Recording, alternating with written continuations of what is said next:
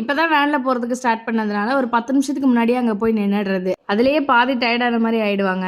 அப்புறம் கொஞ்ச நேரம் அப்படியே விளையாடிட்டு வேனும் வந்துருச்சு. ஏத்தி விட்டுட்டு நானும் வீட்டுக்கு வந்துட்டேன். இங்க விளையாடுறதுக்குலாம் நிறைய பேர் இல்லைன்றதுனால எல்லாரையும் பார்க்கவும் ஏதோ அழுகுறதுலாம் இல்லை. அழகா போய் வேன்ல உட்காந்துட்டு போயிட்டாங்க. காலைல பிரேக்ஃபாஸ்ட்டுக்கு கிழங்கு தான் பண்ணியிருந்தாங்க. அதோட ரெசிபி ஆல்ரெடி ஷேர் பண்ணிட்டு இந்த வீடியோக்குள்ள லிங்க் கொடுக்குறேன், செக் பண்ணி பாருங்க. அப்புறம் என்ன வழக்கம் போல நமக்கு வெளியில இருக்கும் இல்லையா வேலை, அதை பார்க்கறதுக்கு கிளம்பியாச்சு. இன்னைக்கு பட்டுக்கோட்டை வரையும் போயிருந்தோம், பெயிண்ட் விஷயமா பார்க்கலான்னு. அப்படியே எங்க அக்கா வீட்டுக்கு போலான்னு தான் போயிருந்தோம். எங்க சுத்தி பார்த்தாலுமே பலாமரம், தென்னை மரம், வாழை மரம்னு ஃபுல்லா பச்சை பசேல்னு இருந்தது. பார்க்கறதுக்கு அவ்வளோ அழகா இருந்தது. என்னதான் சிட்டி லைஃப்ல எல்லாமே கிடைக்கிற மாதிரி இருந்தாலும் கிராமத்து வாழ்க்கையை எதோடையுமே கம்பேர் பண்ண முடியாது. மேக்சிமம் எல்லார் வீட்லயுமே பலாமரம் இருக்கு. இப்ப சீசன்ன்றதுனால அப்படியே அழகா காய்ச்சிருந்தது. அப்படியே கொஞ்ச தூரம் போக போக எல்லார் வீட்டு வாசல்லையுமே வீட்லயே காய்ச்சிருக்கு அன்னாசி பழம், பலாப்பழம், லெமன், கொய்யாக்கான்னு எல்லாமே வித்துட்டு இருந்தாங்க. சரி பெயிண்ட் வாங்க தானே போனோம், அதை மட்டும் பார்த்துட்டு வரும்போது பார்த்துக்கலான்னு வர வழியில ஒரு பலாப்பழம் மட்டும் வாங்கிட்டு வந்திருந்தோம். அவ்வளவுதான் ஃப்ரெண்ட்ஸ், இன்னொரு vlogல பார்க்கலாம். பாய்.